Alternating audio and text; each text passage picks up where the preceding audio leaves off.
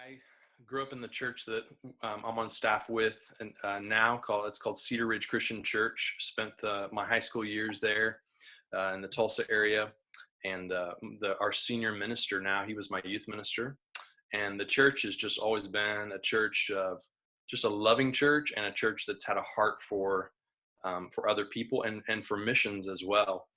And so I was just really blessed to be brought up by that church, and it's kind of my story and the church's story intertwined in that. And I came on staff in 2008. We had spent some time in Mexico on the mission field, my wife and I had, and came home, and we began to work with the home church, opening a new campus of the church, and just really blessed to be a part of that. Probably about a year in, maybe even sooner, just we had some success in starting the new campus of the church, but just really began to see that there are lots of people out there that we weren't impacting, lots of lost people or hurting people in our community. And so just in me, there was just a real desire to impact those people. I would see them at a convenience store, or seeing them in the community, and so just a real desire to do that.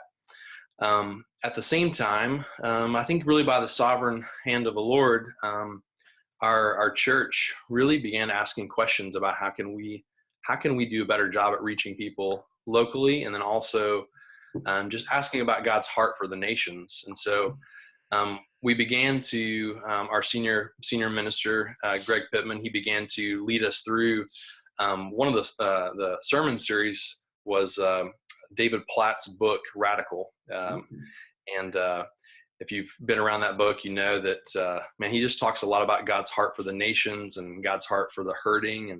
And it just began to stir up a lot of things in our hearts as a church and as a leadership. And so we ended up, as a result of that sermon series and some other things, we ended up in visiting some of our workers in North Africa. A couple that had grown, or one of the guys had grown up at our church, and we were sitting around and in a living room, and they said, "Hey, here, we want to show you how we're going to be doing church together." Mm-hmm. And we sat down to a discovery Bible study in their living room, and we all kind of looked at each other. Those who are with us from Tulsa, we kind of looked at each other and we're like, "Why are we not doing this at home?" And after that, they said, "Hey, you need to start listening to a podcast called movements.net." Yeah. So that was kind of our, how we ended up in this world. And when we get hearing these stories of, how God was moving all over the world, but specifically the stories that caught me were the stories from Jeff Sundell in North Carolina, in Booger Holler, North Carolina. And the community that we were a part of was, it sounded very similar. People hurting, and people in poverty, and just people that weren't going to show up at our doorstep of our church, and that weren't showing up. And so we began down that road, and then the Lord's just kind of been writing the script since then. Okay. So you had to go all the way to North Africa. Yeah. Just to get back to the simple but powerful things. That's right. Wow. That's right. And what happened next? What was the next stage in your journey? Yeah. So, kind of through that, really, I feel like that book and that sermon series, as we went through that, was a pivotal point for us.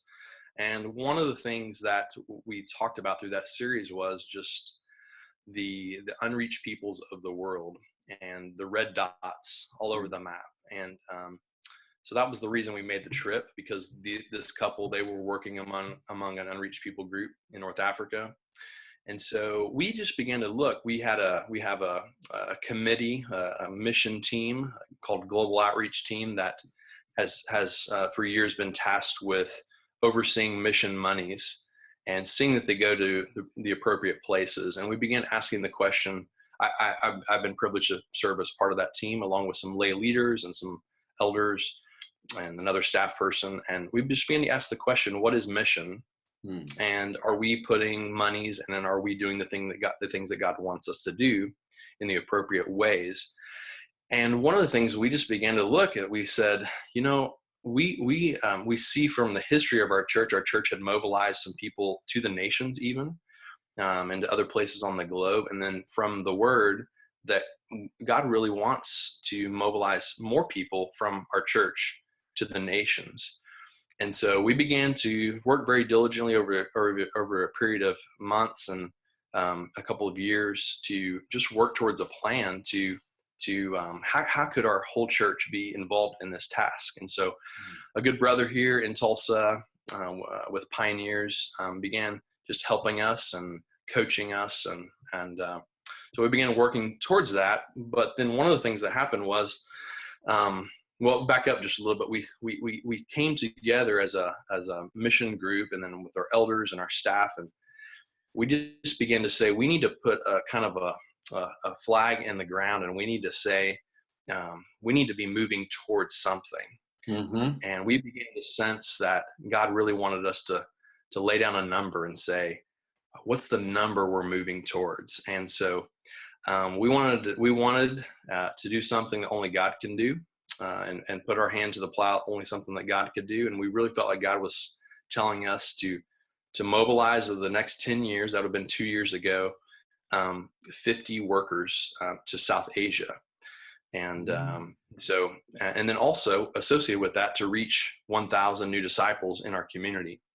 Okay. And so these were kind of conceptual ideas that we had. And one of the things that we talked about was, at that time, we said, wouldn't it be great if the way we made disciples in Tulsa would be the way that we make disciples in South Asia, and that our church could be a training ground to making disciples on the other side of the world, and our community could be that as well.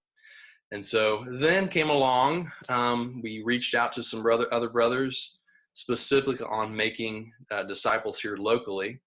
And we reached out and met Troy Cooper. Okay. And so he came fall 2015, along with Dave Miller from Oklahoma City and Clint Harrell from North Carolina, and they did their first touch of training with us. And so we've had other rounds. We had other rounds of training, a second touch and a third touch, and so what happened from that is that we had these people that were waiting. I mean, I'm one of them. They were waiting in the pew. They were called to this work to go. We're all called to that, but really some people, they've just been hungry to go do this in the community. And we saw these people spike up, these evangelistic types, or some people might call them apostolic types, just to go do the work. And they're kind of restless sitting in the church. Well, first of all, a vision for the 50 workers and to reach, was it 1,000 people? Right. In your community. So vision's out there, and then what the training helped surface the people who are ready to go and give that a go. That's right. That's right. And I mean, to be quite honest, we were probably, we were surprised at some of the response. I mean, there's some response that people go through the training and they're like, there's no way I can do this, and I'm not going to do this. But there's some other people, they've just been waiting to do it. And so that's what we saw. We saw people spike up. So you didn't have them picked as evangelist, pioneer, disciple maker types until the training. That's right. And you saw how they responded. It unlocked something in them. That's right. In fact, I had people pegged, because at that time I was serving as a campus pastor, and I had people pegged that I thought would go do this, and they weren't they didn't spike up the same way some of these other people did. So, can you think of a story or an example of someone who really stepped up as a result of the training, and what happened for them? Yeah. Well, one family, they've been the family who they bought in early, and they're still bought in, and but a couple by the name of John and Liz, and man, they just he's more pastoral, she's more apostolic, more evangelistic, but just faithfully have shared the gospel with going out into the harvest in teams. They have done that, and they do that faithfully, but they also probably more importantly, they have shared among their oikos. And so they've seen some they've seen about 15 people together that they have ministered to, that they've led to the Lord, that they've baptized over the last couple of years. And in fact, just this past weekend, they were able to lead a family member to the Lord, baptize her, and start doing church with her. And so just real faithfulness there, and just to see that they were just waiting. And they were a couple that came along. They come through the front doors of the church. They hadn't been involved in church, and they say, we are so glad that we came along when No Place Left came along. And so, yeah. Okay. Well, what you began the training and did the 3 touches of training. Right. So I guess by the end of that, you've not only got the skills, but you've got people in the life of the church who can run the training. That's right. Yeah. And so by the 3rd touch, we had, in fact, our second touch, our first touch was rather small. I say rather small, it's about 30 people.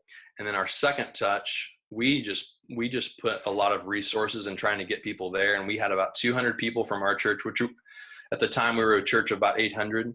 And then we had about 50 people from the Tulsa, the city around other churches that came. And then the 3rd touch, we actually had 5 different trainings across the city, and the majority of those were run by local folks doing that training. And so raising their competencies. And then we've also had the privilege of sending them other places across the United States to help train with other No Place Left teams. And then here in the region as well, of engaging other churches and ministries and training them as well. And so the thinking of Troy and the outside team was, well, rather than have one big event, we'll actually have 5 training events in the same city on the same weekend. Right. So we can equip 5 training teams for different churches in Tulsa. That's right. And then now you're saying, well, not only have we got a training team for our church, but they and others from Tulsa are training around the city, around the region, and in other parts of the US. That's right. Yeah. That's probably why Troy Cooper spends most of his time now just at the beach. That's right. Yeah, he just hangs out at the beach now. Yeah. So yeah. That, and he needs to recuperate from the 8 kids. So. And what's been the impact in the life of your church of this happening? Yeah, so you see the apostolic folks, the evangelistic types pop up. And so one of the things that we've done with them is that we form them into teams. And so we're gathering, because they'll just run and they'll burn out, right? So we want to put them around, gather them around the 3/3, have them do church together. So they're meeting together on a regular basis. And so we have 2 to 3, we have 3 of these teams that are gathered together out of the local church. But then we're just trying to push some of these tools to the rest of the church. And so majority of our people, they have seen 3 circles. Many of them have been trained to do 3 circles. We're regularly praying for our oikoses in our services. And so one of the things that we're just seeing, I mean, I'm meeting people all the time through our church that in hearing stories of them sharing 3 circles, or they'll say things like this: I was in line at the store and I thought I could share 3 circles. And to me, we could say, oh, that's a failure. No, that's a win, because we're changing the way people are thinking. And so, yeah. And so they're some of your just ordinary folk. They're sharing with friends and family or neighbors, or even looking to share with someone. That's right. The line. And would they know what to do next in terms of discipleship if someone came to the Lord? Some of them would, and some of them would not. You know, so, and we're trying not to make that a incredibly either or type thing. Mm-hmm. So we want to, because we realize that we've had people that have, been sitting in the pews for decades, and what they know as discipleship is, coming and hearing someone else talk and sitting next to them, encouraging them. And so, but we do want to offer that opportunity, and we continually are offering that opportunity.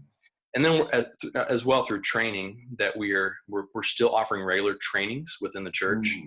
And so, and we're probably putting a way heavier emphasis these days on what to do next, rather than probably in the beginning, we were putting a lot of emphasis upon the going and knocking. And so really saying, and what is the takeaway from this training?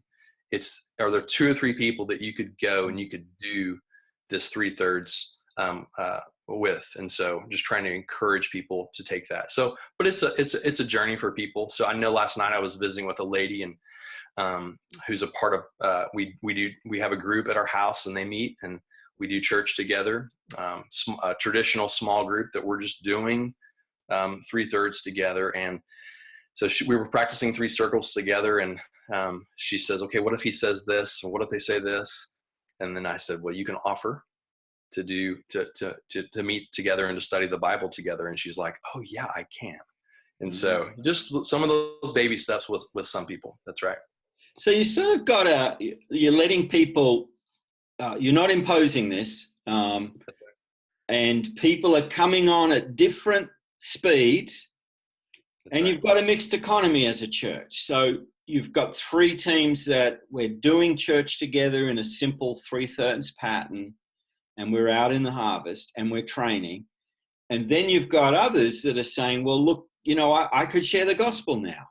Or right. I'm praying for 5 people every day. And so in terms of the change, it's making sure you've got room for those that are ready to run ahead.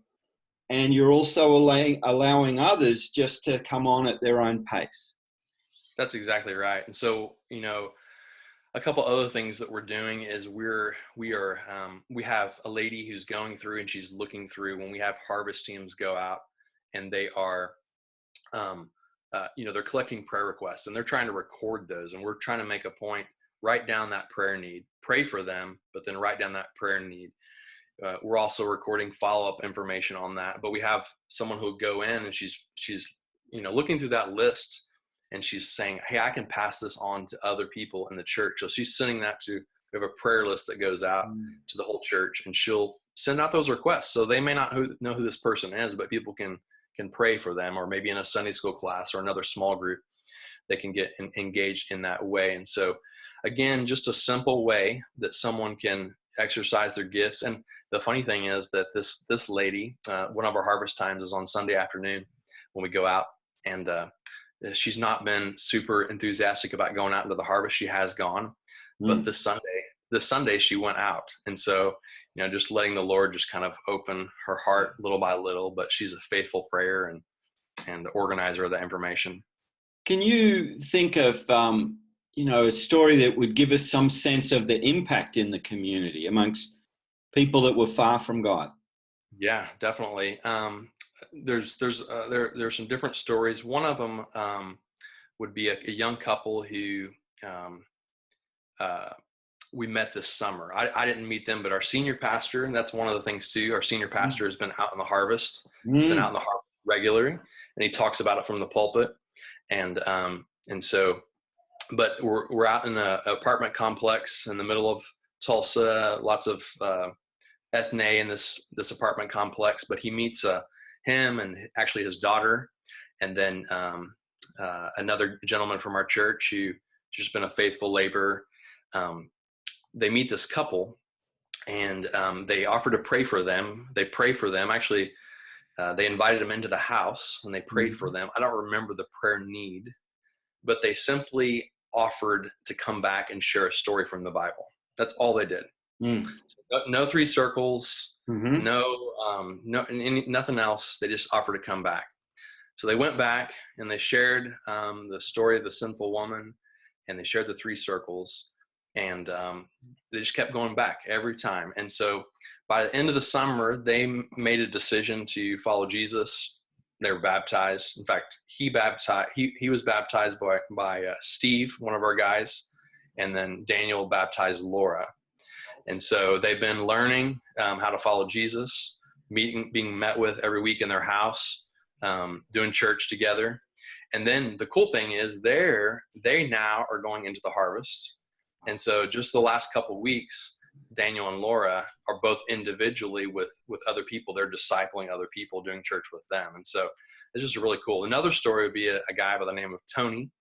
And he's a guy that we met, him and his wife, about a year and a half ago.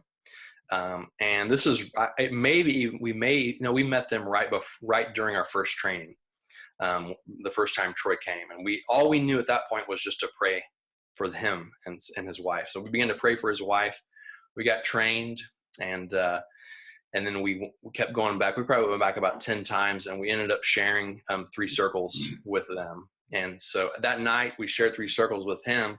He said, yeah, I want to follow. Well, he had been in jail. He had been on drugs.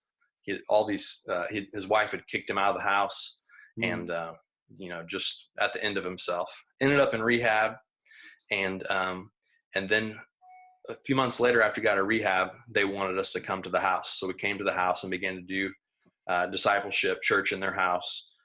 He was baptized a few months later, and then again the process repeated. So putting their lives back together, watching the Lord work in their lives, and then, in fact, watching him this last year. I think maybe he led to the Lord about three different people, baptized them, and so pretty cool stuff. Taking somebody from in brokenness, and the Lord just raising them up to pass it on to other people. Yeah. Lots and of you're fun. just passing on the simple training that Troy and the team first did with you. That's right. The basics of how to share the gospel, how to find a God-prepared person, how to lead someone to Christ, and then follow up with discipleship by reading the Bible. That's right. Yeah, we're using just simple prayer question, and then these days we're sharing the gospel very, very soon, and kind of judging where they are, but we're offering to come back if they have some interest. And then once they're believing, we're training them, and in the 411, we're training them in identity, and then quickly moving into the commands of Christ with them. And typically, it sounded like some of these new believers are becoming part of church starts in the community. Typically, is that the way they go, or are some people attending Cedar Ridge at the right at the normal service? Right. Yeah. In fact, the 2 examples I gave, they actually they attend on a regular basis at the service with Cedar Ridge. We never invited them, though. They just kind of shown up, and so we're not inviting, nor are we prohibiting that. We're just we're just kind of letting them do what they want to do. And what we're finding is that for some of those people, we have some people that they're having church in their house and they're not showing up. And so, but for some people, I don't know if it's something cultural that's awakening in them that they feel like they need to come, and that's fine. So this one couple that I mentioned from the summer, they have been attending, and the cool thing that has happened with them, because they've attended, they've heard about our South Asia vision. And so they began to say, maybe that's for us, and so that was kind of a thing that we talked about at the very beginning is, wouldn't it be cool if God took lost people, right, raised them up, and then he sent them to the other side of the world. Yeah.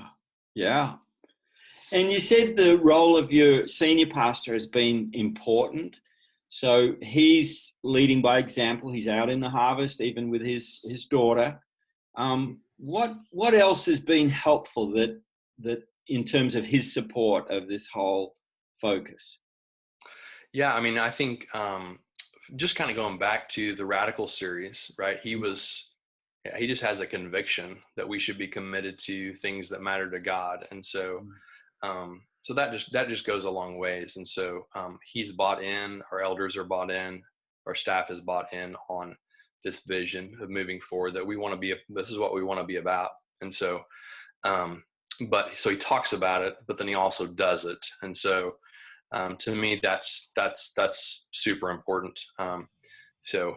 Just support. So very supportive of those who are laboring as well. I mean, yesterday we had a training, and so I know Greg is super busy, but we had a training after church, and he makes a point to come in and just to show his support. He didn't stay the whole time, but just to let people know that he's excited that they're there. Yeah. And so, that means a lot. Yeah. Now, have is it right the church has set up a residency program? That's exactly right. Tell us, so this is towards your goal of sending out 50 people to the ends of the earth, many of them That's from right. Yeah. South Asia. So what's that look like? Yeah, well, we started off, I referenced a plan that we were just kind of rolling with and really kind of pulling resources together from different things that we knew about from the mission world, and from sending agencies to organizations that prepare workers. And we had in our mind, we were going to take people that popped up out of our local strategy. We were going to take them and farm them out and let somebody else raise them up. And so we had in mind a couple of different organizations that would do that. We'd send them away, like to another city. Yeah. And so we just, Troy, again, he spent time with us. He learned about this vision. And so he's like, this is coming out of South Asia. Like this strategy, it's coming out of the Bible, but we're learning this from brothers and sisters in South Asia. Yeah. So I'm like, I know that. And so we ended up on the phone with some brothers in South Asia and just began to talk us through, like, what are you trying to do? So we talked about that, the way we want to make disciples in Tulsa is the way we want to do it over there. And they're like, well, yeah, this is it.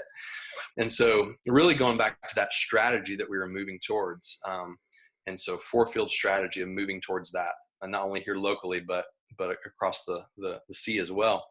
And so really, at that time, they're just like, you guys are the best. You're the best people to train your people to do this. And of course we're like, no, we're not. Yeah. We don't know what to do. Yeah. We're just figuring this out as we go along.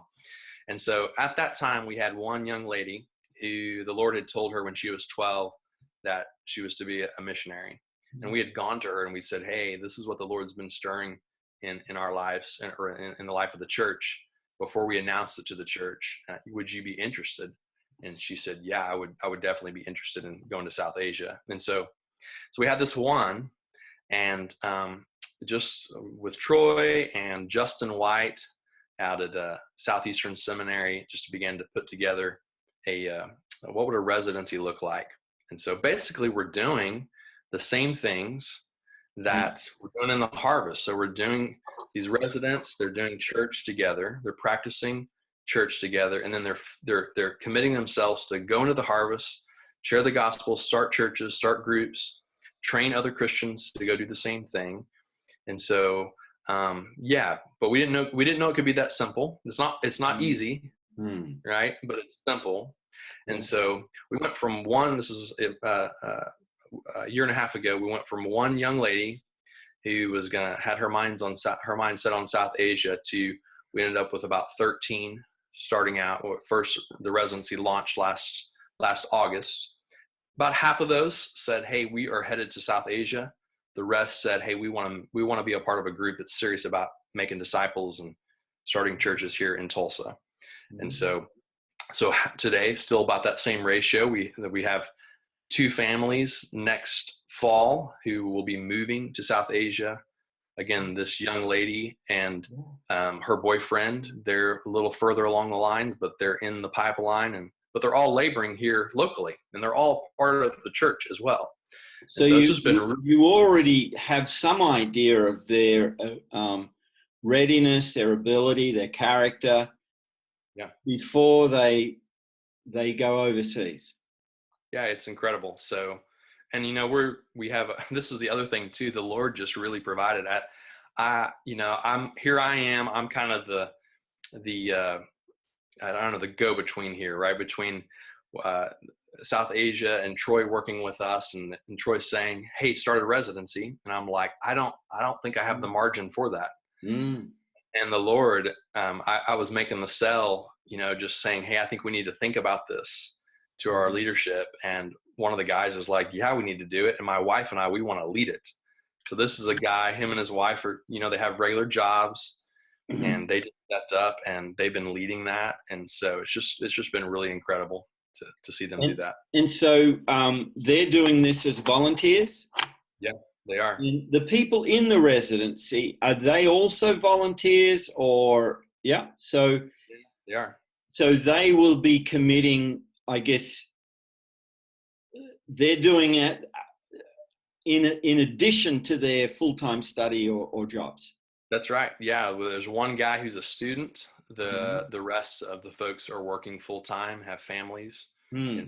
and then they're putting in a minimum of 7 hours a week. They meet together as church, and then they're laboring faithfully every week. And so, for some of them, they're putting in more time than that. And Yeah. so But you have this, a minimum which is, yeah, 7 hours is the commitment of any committed volunteer to say, well, I'll give, because that includes them meeting as church, them being in the harvest. I'd imagine too, some of their time is either being trained or training others. that's right. Yeah, so they've actually gone and trained other churches. They're attempting to duplicate the process that we have received with other churches as well, and they've done that as a team. So So this is a $0 church planting school. that's right. It hasn't cost us anything. The only thing it's cost us, we have chosen to, at times to buy meals or to provide Mm. childcare for certain Yeah. events. That's the only thing it's cost us or Yeah. cost us. It's incredible. Yeah, And now you have people in the pipeline that's right. who are going to South Asia. And I would imagine, because they're coming from a church that's been a part of their call, has seen them in ministry, the church is going to want to support people like that. That's right. And they're just starting to amp that up. These two Mm. families, and it's pretty incredible. It's funny that you asked that question, because one of the guys grabbed me yesterday and he said, "I need to tell you something. We're going through a stewardship campaign right now, and so just talking about the importance of giving." And he just said that one of the families in the church came to him and said, "The Lord told us to give you this gift," and it was a substantial gift. Yeah. And so just to see the church respond, and then even we're working on plans to involve the rest of the church, some of the rest of the church, in caring for them Yes. as they go overseas. And hopefully we can continue to move that forward. So while they're in the future, while we have people laboring here, that they can care for them, while they're here laboring, and just to shepherd folks who are laboring at this So capacity. the whole church, in a sense, has a way of being a missionary church in its own community, and to be raising up and releasing people, I guess, focus South Asia. Some may end up in other places, but that's and it also gives you I'm just catching up to what's going on here. It gives you the chance then, when your people visit the field, is they already know, well, I know how, if I have a local with me, I can share my story. I can share the gospel. That's right. I can not just sort of sit around and I'm a tourist here for the poor missionary, but That's I can exactly. help. And then there'll be locals who could continue the work that had been started during that trip. That's right, and that's the vision, and I'm Mm. super excited about that as we move forward. And this summer, we had the opportunity to kind of see a glimpse of that. We have, again, one of our guys who's preparing to go overseas. He led a group of youth sponsors and students, about 15 in total, and they actually went to South Asia. And they were trained ahead of time. They'd been practicing at some level ahead of time, and they went over. They're working with other brothers and sisters over there who've been preparing and targeting fields. And they went in and they engaged fields, and they offered prayer. They shared the gospel, and they saw, I think the number was 300 some professions of faith, some 30 plus churches, groups started, and they left it in the hands Yes. of those local leaders. And so these were students and youth coaches.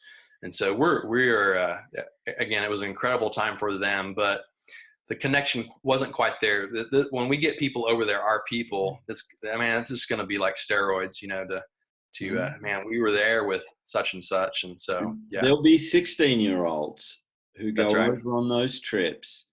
Their lives will be changed, and a few years later, they'll be in South Asia themselves. That's right. That's the hope and the And prayer. you will have seen their development from Yeah. teenage years into mobilization in South Asia. last night in our house, we meet with this group doing church together, and there's this 6-year-old. We were practicing 3 circles, Mm. and the 6-year-old gets up in front of all of the families, and he does 3 circles. Wow. And that's been the thing for us. I think there's stories in the harvest of God doing great things, and we are motivated by that. That's that there are clients, as some have said, right? But to see the change in families and people, to that, I think they had meaning, but to see a 6-year-old and a family say, "Man, look, we can be on mission with Jesus and to make a real difference," and then to see what he might do through that is incredible. Yeah.